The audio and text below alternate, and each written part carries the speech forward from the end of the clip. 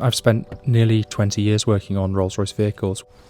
A lot of other manufacturers have signature sounds. You can identify their engine tones or whatever. Ours is really simple. It's the sound of silence.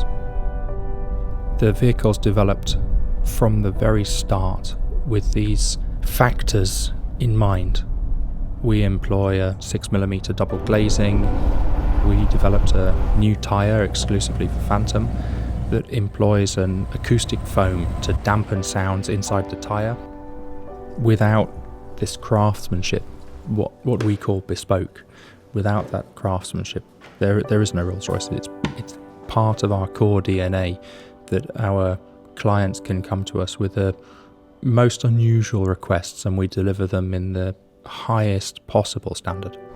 My name's David Monks. I'm an engineer for Rolls-Royce Motor Cars, and this is my craft.